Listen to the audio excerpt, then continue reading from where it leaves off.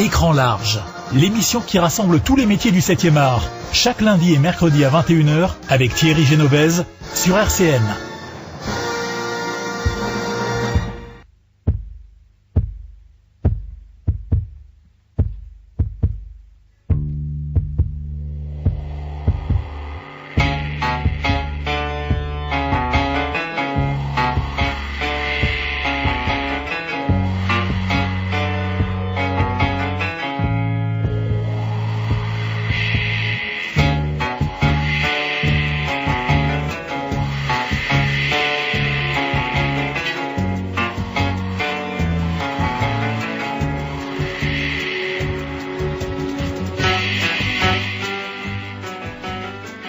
Bonsoir à tous, ce soir nous sommes encore et toujours avec notre ami Christophe Morin.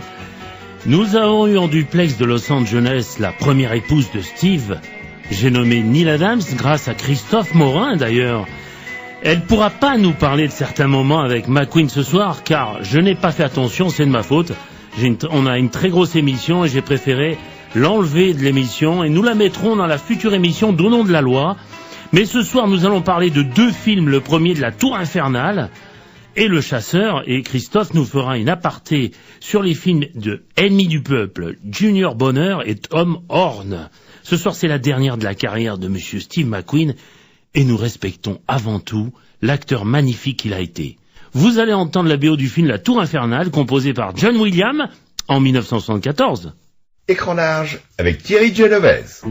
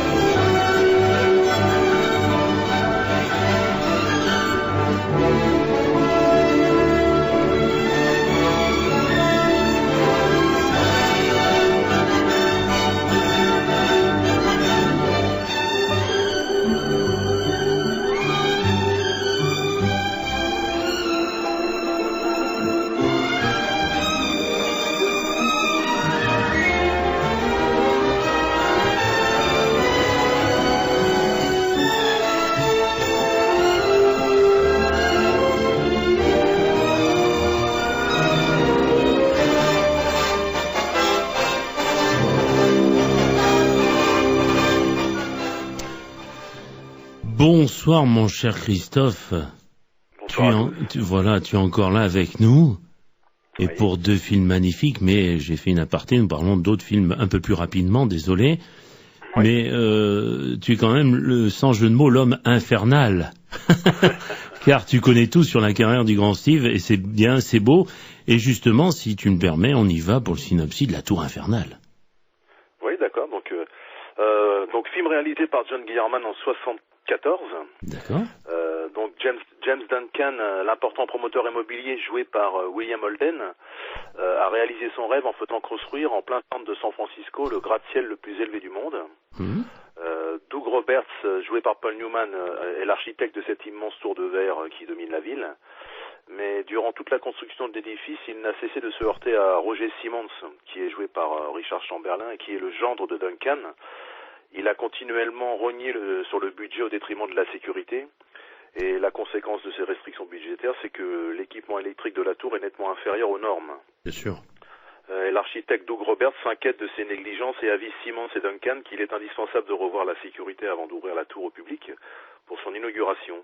Mais malheureusement, les premiers invités à l'inauguration sont déjà arrivés. Il est trop tard pour annuler la réception qui attend les notables de la ville et tout le public.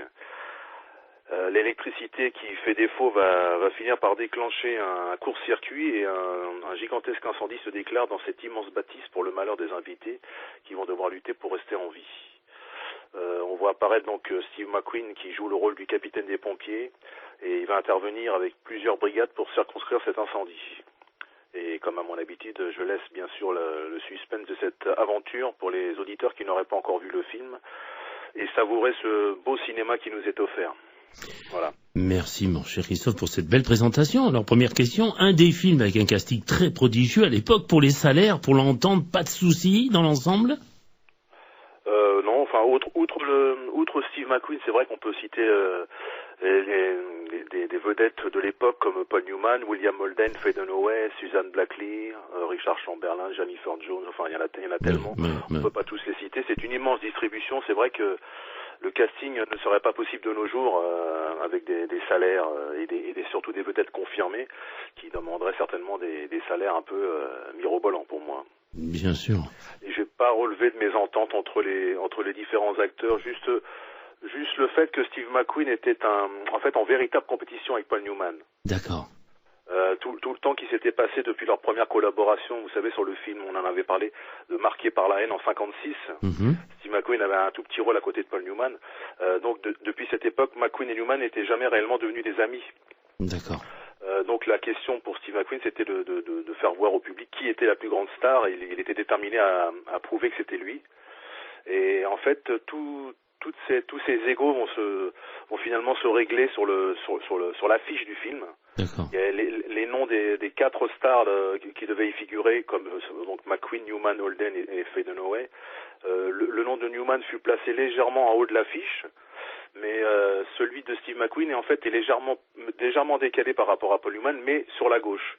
Et comme selon Steve McQueen, on lit, la lecture se fait de gauche à droite, c'est son premier nom que le public allait voir, et donc ça a calmé son ego. D'accord. Et ça a résolu le problème de qui était la vedette pour lui. D'accord. Aussi, j'avais remarqué aussi que Steve McQueen avait fait réécrire quelques lignes de texte parce qu'il estimait qu'il n'avait pas le même nombre de dialogues que son collègue Paul Newman. Ah, oui. Et donc il a été satisfait en fait parce que les quelques lignes ont été réécrites et finalement ils ont travaillé ensemble et il y a des liens d'amitié qui en ont ressurgi. D'accord. Voilà. Bon, justement, on en parlait avec Jacques Frantz l'autre fois dans une matinale de mon boss Yossi Ben Abraham qui l'a interviewé. Il disait justement c'était le même nombre de dialogues avec dans Hit avec Al Pacino et Robert De Niro. Ça avait fait l'objet d'un contrat bien défini. Ah d'accord. Voilà. D'accord. Alors est-ce que la tour est une maquette à la base? En fait, c'est vrai qu'il y a eu plusieurs maquettes qui ont été réalisées pour le film. C'est essentiellement pour les scènes d'incendie filmées au milieu des flammes. D'accord. Mais en fait, la scène la plus dangereuse qui consiste à être à l'extinction du feu avec les quantités d'eau lâchées, elles ont en fait été réalisées réellement avec les acteurs solidement attachés. Donc c'était quand même une prouesse remarquable avec le film qui pourrait être inimaginable de réaliser ce genre de scènes très très dangereuses aujourd'hui. Hein. Bien sûr. Alors, je pose la question, quel est le rôle de Steve dans le film, et nous le savons, mais oui. Il est quoi? Il est capitaine, commandant? Oui, il est capitaine des pompiers.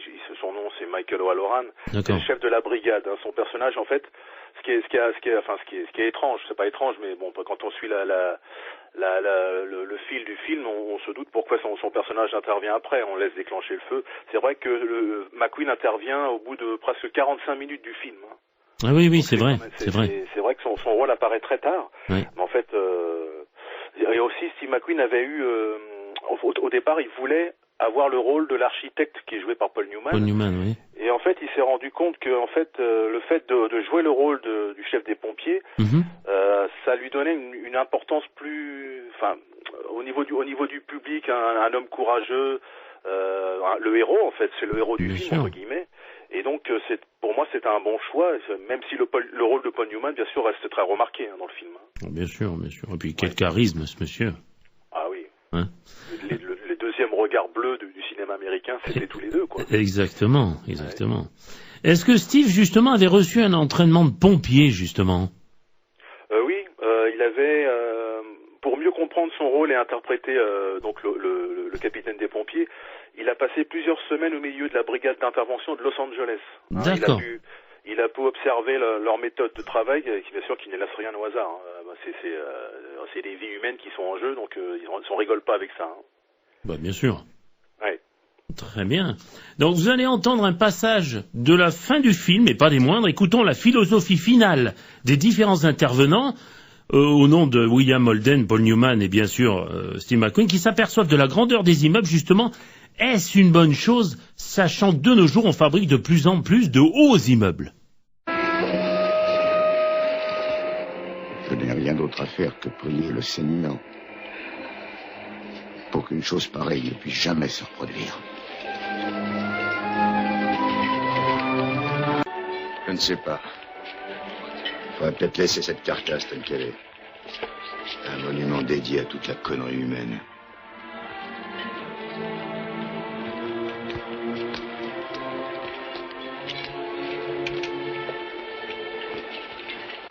On a eu de la chance ce soir. Il y a eu moins de 200 morts. Vous savez, un de ces jours, on réussira à en tuer 10 000 dans un de vos pièges à feu. Et je continuerai à bouffer de la fumée et à ramener des corps. Jusqu'à ce que quelqu'un nous demande comment les bâtir. D'accord. Je vous le demande. Vous savez où me trouver? Salut l'architecte.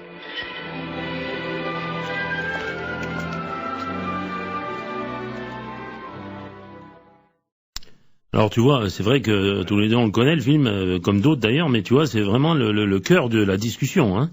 Ah tout à fait, oui. Hein, c'est vrai que on retrouve les voix qu'on aime, là, c'est magnifique. Hein. Voilà. Ce film nous pose donc le problème des grandes tours du World Trade Center. Comment faire pour aider à sauver les personnes qui y travaillent? Justement. On a demandé à un ancien pompier maintenant dans le monde médical de nous expliquer les tenants et les aboutissants des nouvelles règles employées contre ce genre de phénomène, et j'ai demandé à notre président de l'association France-États-Unis, j'ai nommé Thierry Chevalier, qui, avec mon accord, nous parle de cette émission de Steve McQueen.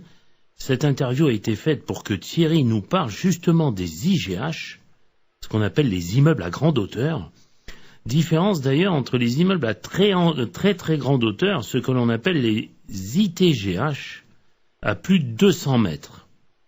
Qui font partie de nos vies, malheureusement, surtout dans des villes plus importantes. Normal, il nous parle des dispositions prises depuis le 11/9/2001, c'est-à-dire l'attentat du World Trade Center. Comment les villes, les maires, les pompiers réagissent pour l'avenir d'une population qui a été surprise lors de cet horrible fait de société.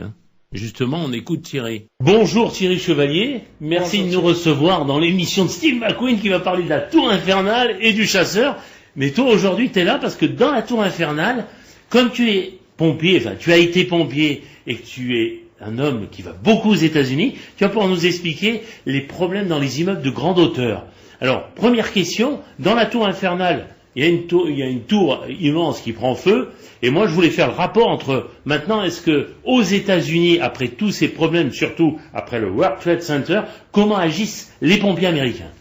Alors bon, tout d'abord, Thierry, il faut savoir, États-Unis, France, nous avons les mêmes normes en termes d'IGH, puisqu'on appelle ça un IGH, immeuble de grande hauteur, dont l'altitude de cet immeuble, la hauteur de cet immeuble dépasse les 28 mètres.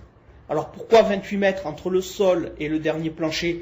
Tout simplement parce que c'est l'accès aux échelles aériennes des sapeurs-pompiers, les grandes échelles, qui sont traditionnellement en moyenne de 32 mètres en France. Aux États-Unis, sensiblement pareil. Il y a des exceptions, mais bon, c'est sensiblement pareil. Donc, pour pouvoir effectuer des sauvetages, à partir de 28 mètres, on est obligé d'avoir des normes spécifiques. Donc, en moyenne, elles sont de 28 à 50 mètres, ces tours. Il faut savoir que ces tours, elles ont aujourd'hui des nomenclatures en termes de construction, des matériaux, les choix des matériaux, des encloisonnements, déjà à la base dans la construction. Premier point. Deuxième point, il faut savoir également que ces immeubles, ils sont classés effectivement en fonction de leur utilisation, bureaux, logements, tout ça ce sont des précisions qui sont apportées, mais dans la règle générale, il y a un poste de sécurité, un poste central de sécurité qui regroupe l'ensemble des tableaux alarmes, puisque ces immeubles-là sont dotés de nombreuses alarmes qui, en cas de déclenchement, permettent l'envoi d'une équipe de sécurité pour un lever de doute avant de confirmer à la caserne des pompiers qui doit se trouver dans un délai maximum de 3 km de l'immeuble si oui ou non il y a le feu. En cas d'incendie, ces immeubles sont aujourd'hui équipés de sparklettes, de petites douchettes qui vont automatiquement arroser le site et bien sûr des portes coupe-feu, des portes qui vont permettre d'emprisonner le feu. À ceci étant, bien sûr, comment les pompiers interviennent? Bien, effectivement, c'est ce qu'on appelle des alarmes. En fonction de l'identification de ce feu, correspond une alarme, un engagement de plusieurs casernes, parce qu'on a bien une caserne à 3 km, mais tout de suite, il va falloir, sur ce genre d'intervention, du personnel et du matériel. Du matériel, non pas en pompe, parce que les pompes, elles, sont déjà prévues dans ce genre d'immeuble par les normes, mais de matériel en termes de matériel d'extinction, tuyaux notamment, et bien sûr appareils respiratoires pour évoluer dans les fumées. Donc ils vont accéder par des ascenseurs qu'on appelle prioritaires. Ce sont des ascenseurs sécurisés qui fonctionnent sur des groupes électrogènes et qui sont complètement indépendants de l'énergie électrique de l'immeuble. Les pompiers vont se rendre sur le site. À partir de là, ils vont pouvoir se brancher sur ce qu'on appelle des colonnes sèches, qui sont bien sûr alimentées à ce moment-là, et qui vont permettre d'amener l'eau à l'étage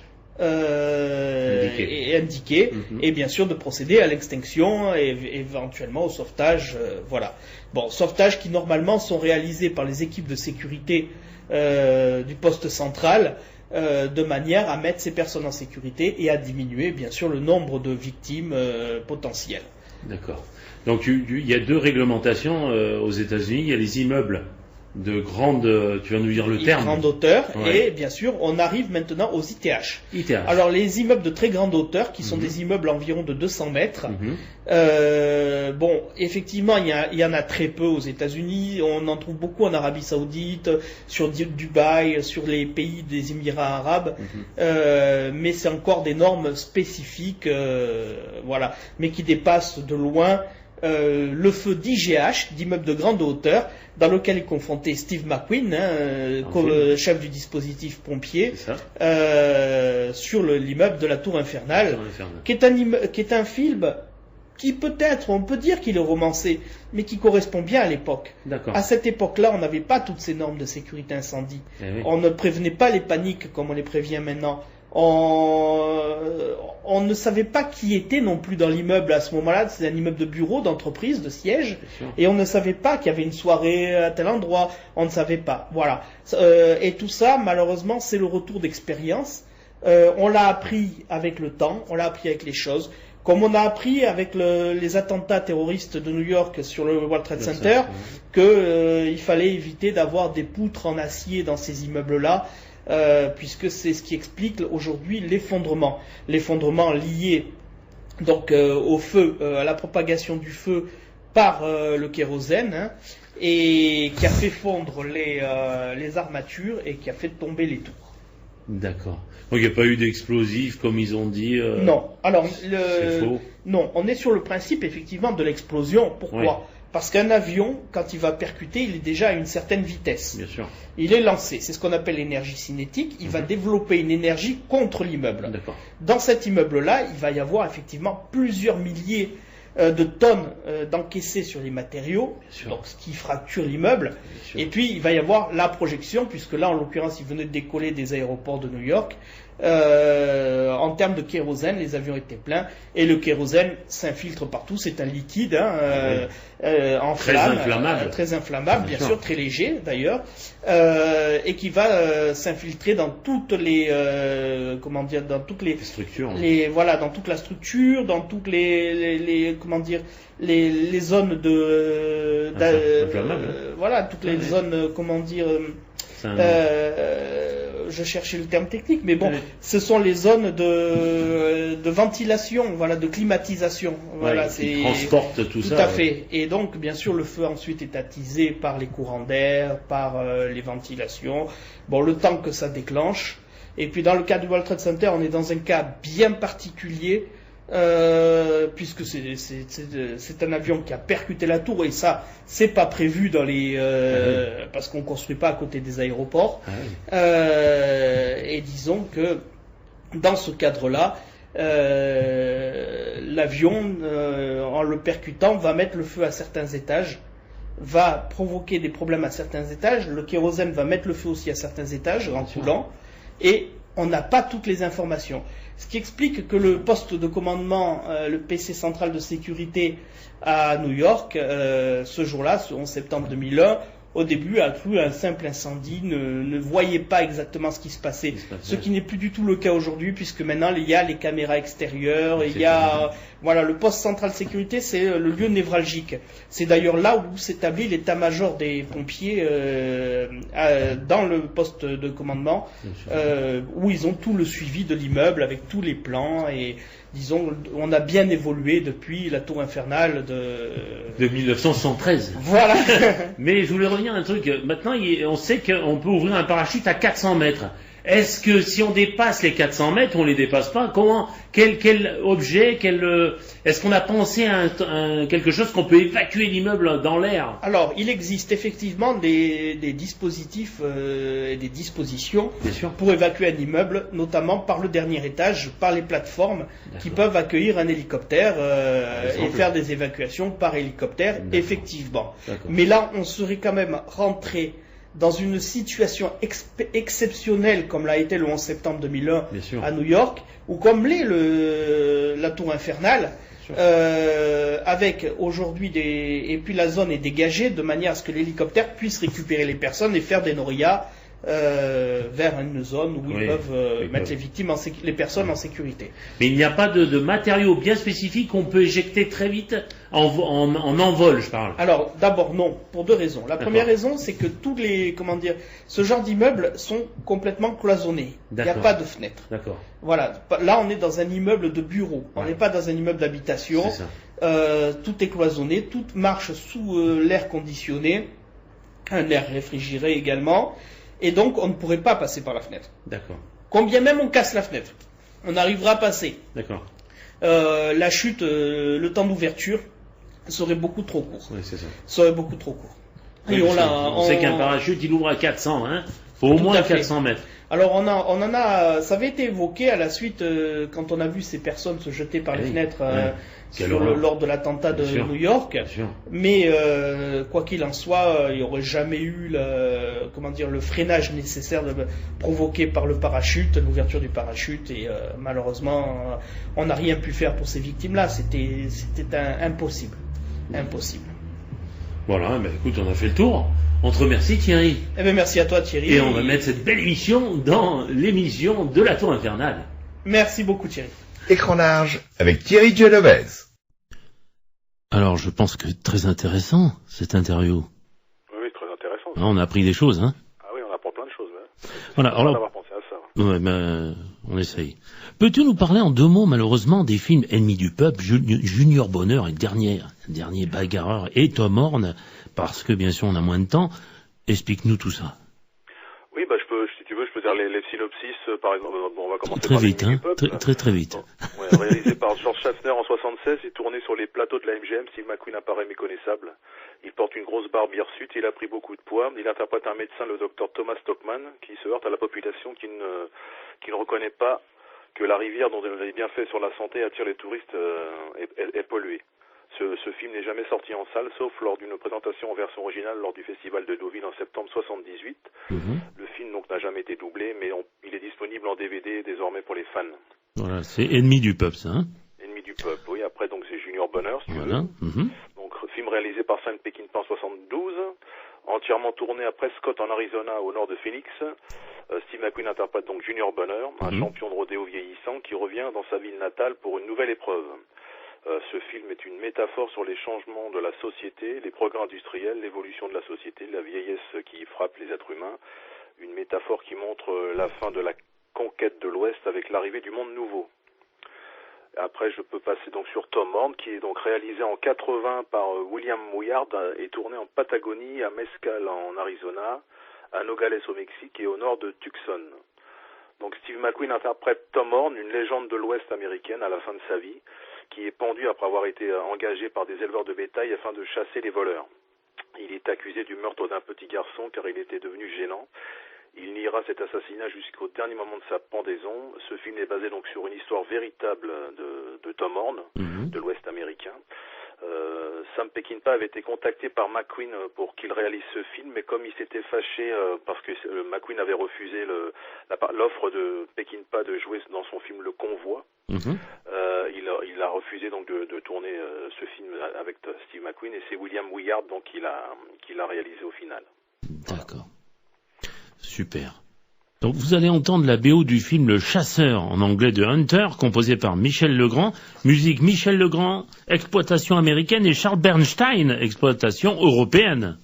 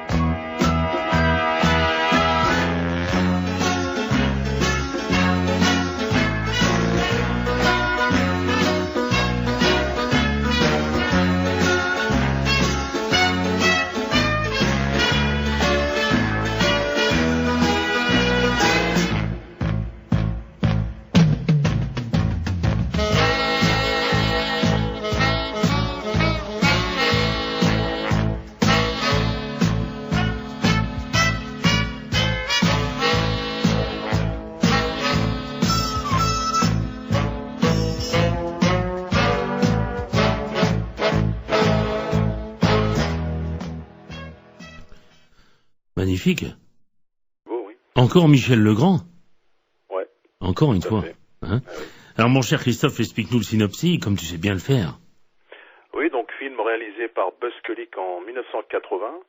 Ralph Thorson, surnommé Papa, donc joué par Steve McQueen, utilise une loi datant du 19e siècle qui lui permet d'exercer le métier de chasseur de primes.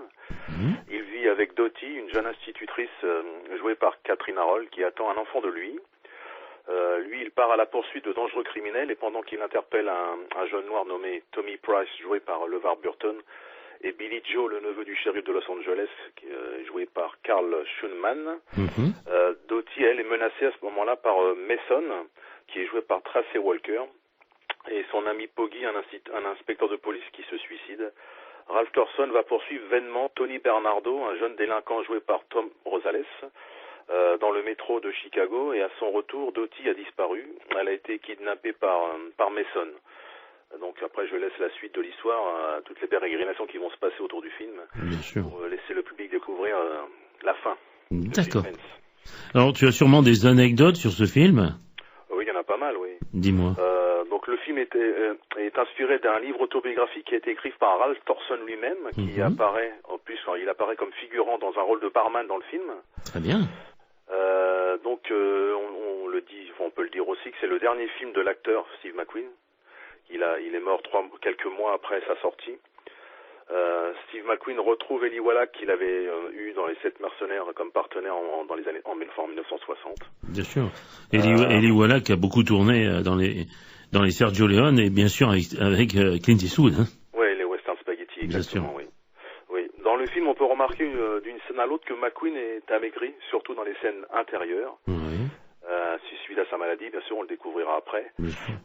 L'acteur portait tout au long du film une espèce de blouson d'aviateur, le célèbre modèle de l'US Air Force Bomber, Flight Jacket MA1, qui avait été conçu par le fabricant de vêtements militaires Alpha Industries. D'accord. Les plans de course-poursuite à pied ont dû être tournés séparément parce que Steve McQueen n'était pas suffisamment en forme pour courir durant toute une séquence. Donc il y avait plusieurs plans séquences qui ont été mis bout à bout pour rendre le film, enfin la course en véracité en fait. Bien sûr, bien sûr. Il faut savoir, je vais te faire plaisir en disant ça, parce que je sais que tu admires Jean-Paul Belmondo. Ah oui.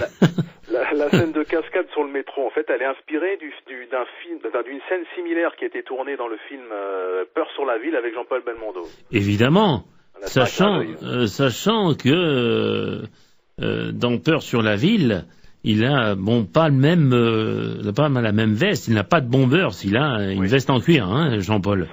C'est ça, oui. Voilà. C'était un magnifique clin d'œil entre les deux. Ah, magnifique. Mais à chaque fois, en fait, hein, on se rappelle de tous les films qu'on a parlé, il y a toujours un clin d'œil, hein, entre lui et entre Jean-Paul Belmondo et Steve McQueen, hein. Il y avait des clins d'œil respectifs, c'est vrai, oui. C'est rigolo. On peut signaler, comme tu l'as dit tout à l'heure, qu'il y a eu deux versions de musique, hein, donc une composée par Michel Legrand, donc qui avait été jugée par les producteurs inadaptée pour un film d'action. Mais pas malheureusement, heureusement. Oui, mais après tractation, avec Michel Legrand, le compositeur est finalement sorti.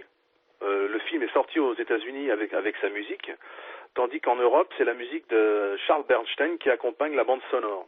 D'accord. Oui, alors c'est drôle parce que Michel Legrand, on le sait, il a fait l'affaire Thomas Crown, il a fait plein. Alors c'est marrant parce qu'à chaque fois, Steve McQueen, c'est pareil, clin d'œil avec Jean-Paul Belmondo, mais là, à chaque fois, beaucoup de musique faite par Michel Legrand, hein.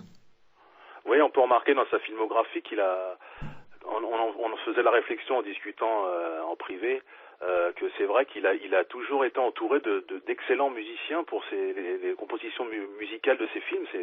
C'est assez fou, quoi, quand on y réfléchit. Oui, alors donc Michel Legrand s'est très très bien imposé aux États-Unis, hein. Ouais. J'ai deux petites anecdotes. Non, je t'en prie. Au cours du tournage, McQueen a épousé sa dernière femme, donc Barbara Minty, qui devient officiellement Madame McQueen, troisième Madame McQueen, le 16 janvier 80. On sait malheureusement que Steve, c'est son dernier film, on l'a dit tout à l'heure. Il décède dans la nuit du 6 au 7 novembre 80 en Mexique, après avoir tenté l'opération de la dernière chance contre son cancer des poumons. Mm-hmm. Mais malheureusement, son cœur va lâcher, et donc il va décéder suite à l'opération, en fait. Alors, ça se déclenche bien avant, hein, parce que je pense que le chasseur, il est très, très affaibli. Il est affaibli, ouais. Mais déjà, Papillon, même dans Tom Horn, son précédent, voilà. On le voyait quand on voit des scènes, on voit qu'il a vieilli, qu'il a du mal à marcher. Il a une démarche particulière qui le rend, on dirait qu'il est fragile, très fragilisé. Ouais.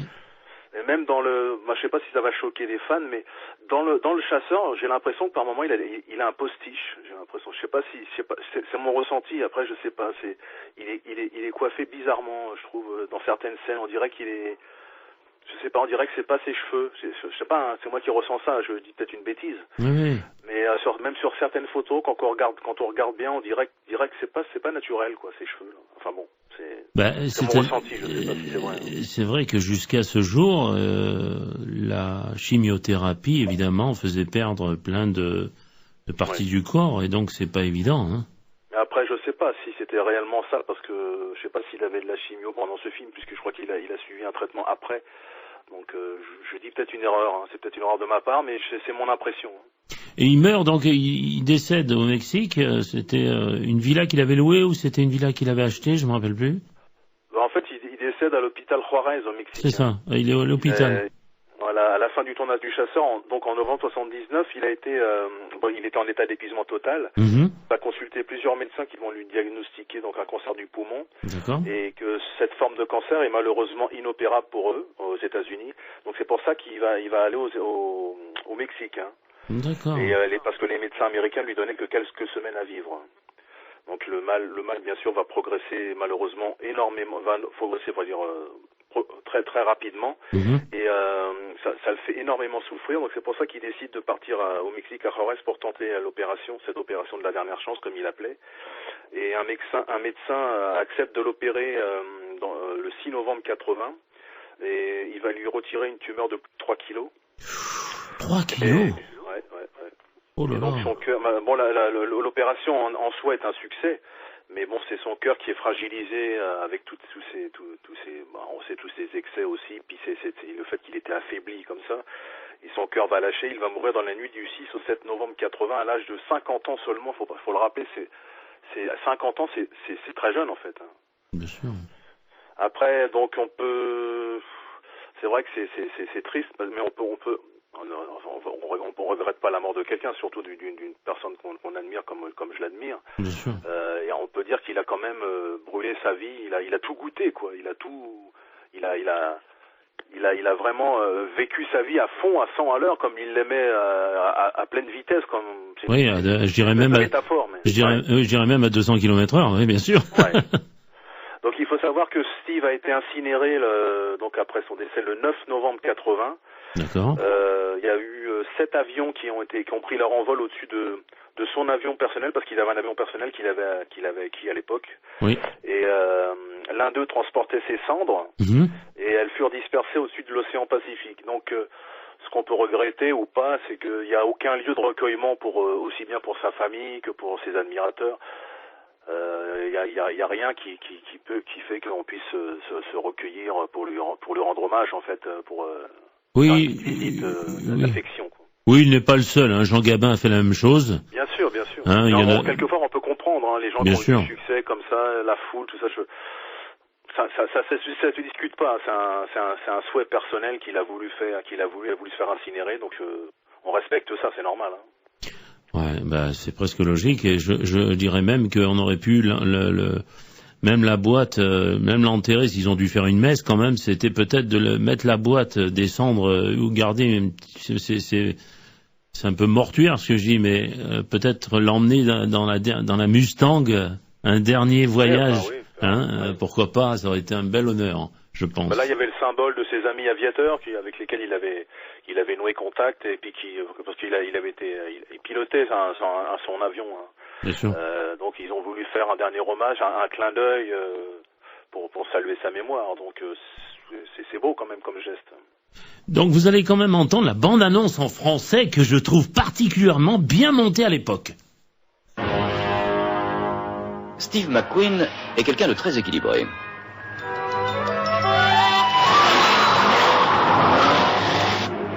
Il a des yeux d'aigle, des poings de boxeur. Il est solide comme un roc. Il n'est plus aussi rapide qu'autrefois, mais ça le rend plus humain. Son métier, chasseur de primes.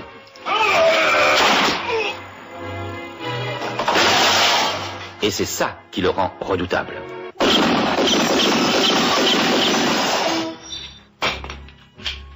Monsieur Thorson, le meilleur chasseur de primes. Le shérif veut vous voir. Parle. Écoutez, shérif, j'ai fait plus de 2000 kilomètres pour le ramener, alors... Au revoir, monsieur Thorson. Au revoir, shérif.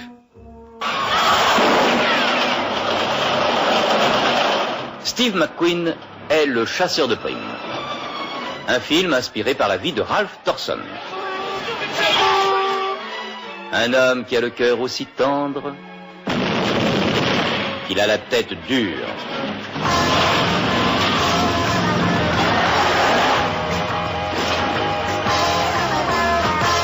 Ce n'est pas un flic, c'est le dernier chasseur de primes. D'où il sort celui-là? Les tribunaux lui ont donné le droit d'aller n'importe où. Ils peuvent le pourchasser dans n'importe quel état. Et utiliser tous les moyens qu'ils jugeront utiles. Et si nécessaire, ils pourront pénétrer chez eux de force. Pour ramener les délinquants devant leur juge. Oui? Thorson, je vais te descendre. Mais cette fois, c'est le chasseur qui est pourchassé par l'une de ses anciennes proies. Tu sais comment t'en servir? Oui. Bon, le chargeur est plein. Bang, bang, bang, bang. D'accord? Agression, tentative de meurtre, vol à main armée, un jeune homme comme il faut. Ralph n'ironise pas, il est gentil, sans doute un peu déséquilibré. Et il sait tirer aussi. Je t'assure qu'il ne demande qu'à revenir. Tu verras comme il sera content de te voir, de discuter. Vous deviendrez des amis. Quand il se met en chasse, aucun malfaiteur ne peut lui échapper. Jamais. C'est impossible. Sauf s'ils parviennent à l'avoir les premiers. Ce chasseur de primes, c'est Steve McQueen. Alors on reconnaît bien la voix de doublage de ton héros Jacques Thébault. Oui. Hein? Et puis la voix off, c'est Roland Ménard. Voilà. pour les fans comme moi, on a reconnu la voix de Glenn Ford, Zorro. C'est ça, Zorro, Glenn Ford, bravo. Et Eli Wallach, pareil, hein, toujours la voix de doublage qui lui correspond. Oui. Hein, c'est fabuleux. Il n'a jamais changé de voix de doublage, d'ailleurs, hein, jusqu'à ses derniers films. Il est décédé dans un des derniers films que j'ai vu, je me rappelle plus d'ailleurs, un très bon film. Et c'était son dernier rôle, on en reparlera. Je voulais quand même m'excuser auprès du public. Parce que dans une des émissions, j'ai dit une bêtise, c'est dans l'émission du Mans, je dis que Steve McQueen avait une écurie, erreur, quand je suis allé à Chicago, j'allais voir une course de racer et j'allais voir justement l'écurie de Paul Newman. Et ce jour-là, l'écurie tournait, mais Paul Newman n'était pas là. Voilà, je voulais juste rectifier, je me suis trompé dans l'émission du Mans, je pense qu'il faut être honnête et en parler, hein. Par contre, donc dans ce film, il a quand même, je trouve, alors bien sûr dans le Marginal avec Jean-Paul Belmondo, il y a des scènes aussi, mais je trouve qu'il y a beaucoup de rapports avec le Marginal, parce qu'il y a un flic qui est sur la fin, et Jean-Paul Belmondo, c'est un de ses derniers films où, bon, c'est le Solitaire normalement qui finit sa course de policier, mais là, je trouve que c'est en rapport avec le Marginal, ce film. Oui, il y a un parallèle réel avec les deux films. C'est ça. Même si on ressent que quand même ce film, quand je parle avec des gens, ils ont l'impression que ce film, en fait, c'est pas, ça ressemble plus à un téléfilm. D'accord. Ça a été tourné comme ça sur le vif. Je sais pas si vraiment le film a été réellement préparé comme il aurait dû l'être. Peut-être ils ont fait ça en précipitation parce que McQueen était déjà malade. Je sais pas expliquer ça. C'est vrai qu'on ressent un peu, il manque quelque chose dans ce film. Même s'il y a tout, il y a l'action, il y a des bons dialogues, il y a un bon scénario. Mais on a l'impression que ça a été entre guillemets bâclé, quoi. Oui, tu sais, s'il devait être fatigué, ça devait pas être facile, hein. À mon avis, ils ont dû écourter le fait que ce film soit bien préparé pour être un film digne de ce nom-là, quoi. Ouais, c'est quand même dommage parce que c'est vrai que bon, c'est dommage. Il fallait bien qu'il finisse sa carrière un jour, mais c'est vrai que sur un film d'action, on sent qu'il est fatigué, en tout cas. Hein.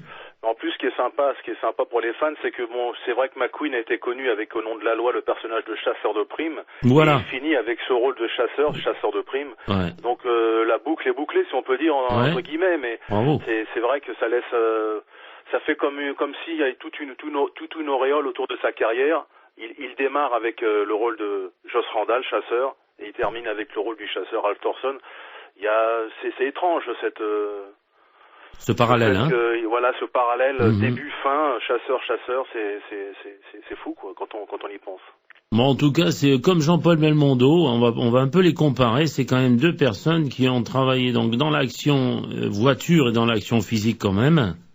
Oui. Et ils ont marqué tous les deux leur temps. Et c'est marrant, en parallèle, ils ont fait des films qui ont, qui correspondaient à leur carrière à tous les deux, quoi. Hein.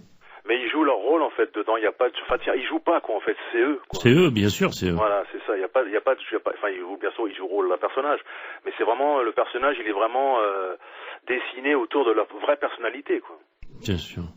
Ouais. Alors, grâce à toi, Christophe, nous avons eu en duplex de Los Angeles sa première épouse, Neil Adams, mais nous ne le passerons pas ce soir, car nous avions une émission assez riche, mine de rien, hein, il nous reste 9 minutes à tout casser, et c'est vrai que c'est pas évident, donc traduit par mon boss Yossi Ben Abraham, qui parle couramment plusieurs langues étrangères, quelle chance, et nous ne le passerons pas ce soir, hein, nous gardons ce beau moment pour la série Au nom de la loi, parce qu'on avertit le public, nous ferons une belle émission sur Au nom de la loi. On va essayer, oui. Voilà, et justement, on mettra ce passage, puisque je pense que, si je me rappelle bien, elle en parle aussi, hein. Oui. D'accord. Et dans une autre émission, bien sûr, hein. Et au fur et à mesure, on en reparlera. De toute façon, c'est un homme qui avait une carrière tellement riche. Ah oui. C'est vrai que dans l'ensemble, je pense qu'on a fait une très belle saga, mais bon, on peut pas... Oui, c'est normal, il a fallu sauter quelques films, sinon ça aurait été trop long, faut pas non plus lasser le public. Hein. Exactement. Oui. Alors, la semaine prochaine, nous recevons la comédienne Evelyne Dress. Justement, on parle de Jean-Paul Belmondo, il y a un rôle bien précis dans Le Solitaire, où elle joue cette femme de la boîte de nuit, hein, la directrice. Mais elle n'a pas fait que ça, hein. C'est une magnifique comédienne aux talents multiples, elle est justement comédienne, scénariste, réalisatrice et artiste peintre, mais elle est aussi auteure depuis un certain temps. Elle a déjà écrit 9 manuscrits et ce sont tous des romans à lire sans modération. D'ailleurs, elle fait le tour en ce moment de pas mal de festivals du livre. Nous aurons le grand plaisir de la recevoir à RCN sans retenue et avec grand plaisir, car pour moi, dans le cinéma français, c'est une femme qui avait un physique magnifique. On parle d'autres comédiennes, mais moi j'ai trouvé que cette comédienne, elle avait du charme. Elle était tout à fait genre de personne que l'on peut rêver d'avoir dans sa vie. Mais en plus, c'est resté une belle femme, elle vieillit bien. Hein. Ah, elle est très belle. Oui. Ça lui fera plaisir de l'entendre, car justement, elle nous écoute. Elle écoute notre saga. Ah bah voilà. C'est sympa. Alors, merci à tous, cher public. C'est pour ça qu'on fait des belles émissions, c'est bien pour vous. Car je vous rappelle qu'Écran Large, c'est l'émission qui parle de tous les métiers du 7e art. Alors, mon cher Christophe, on n'oubliera jamais, mais du fond du cœur, je te le dis, moi-même, et je pense que le public pense la même chose, parce que mon patron vient de me dire qu'il y a des téléchargements à ne plus savoir qu'en faire sur nos émissions. McQueen est toujours là. McQueen, exactement, il est encore là. Ouais. Et on te remercie pour cette magnifique saga sur Steve McQueen que l'on a vécu avec toi. On va te réentendre sur nos ondes un jour ou l'autre, évidemment, pour l'émission Au nom de la loi. Mais il était obligé qu'on te laisse le mot de la fin.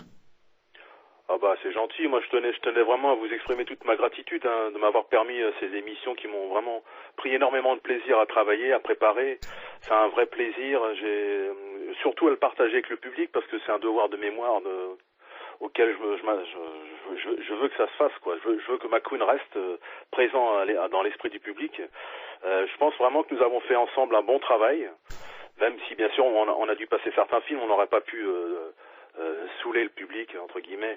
Donc, je vous remercie du fond du cœur et, bon, bien sûr, je vous dis au revoir pour la prochaine émission sur Au nom de la loi qui sera prévue dans plusieurs mois. Bah, j'espère mars, on va essayer, on va la faire parce que j'attends la bonne nouvelle d'avoir Denise Fabre en nos lieux. D'accord. Bon, après toi, nous avons Evelyne Dress, nous avons la grande voix de doublage. C'est ton domaine aussi, t'adores, évidemment. Jacques Frantz, qui arrive. Jacques Frantz qui sera là, dans nos bureaux, enfin, dans nos lieux d'enregistrement. Et surtout, n'oubliez pas, cher public, bientôt nous avons 4 émissions et la vérité, la pure vérité sur Claude François avec son secrétaire des années 64 à 70. Ah bah, ça promet. J'ai nommé Christian Maurice et lui, on a parlé en privé, on a eu la chance de déjeuner il y a pas longtemps. Et il m'a bien expliqué, je peux tout dire? J'ai dit oui, vous pouvez tout dire. Et il m'a dit, vous inquiétez pas, je vais tout dire ce que j'ai à dire. C'est qu'à de le dire. Eh bien. Alors, je t'embrasse, mais ouais, à bientôt. Mon boss, Yossi Ben Avram, veut te faire un petit cadeau. Voilà, t'as eu des applaudissements. Voilà, écoute, on te remercie. De toute façon, c'est à chaque fois un plaisir de faire les émissions avec toi. Et la prochaine, on le dit au public, avec toi, ça sera Au nom de la loi, avec, en duplex de Los Angeles, Neil Adams, sa première femme. Oh, on va s'atteler à tout ça. Merci à toi.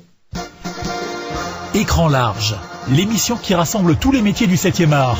Chaque lundi et mercredi à 21h, avec Thierry Genovese, sur RCN. Retrouvez ce moment en libre accès sur rcnradio.info, page podcast.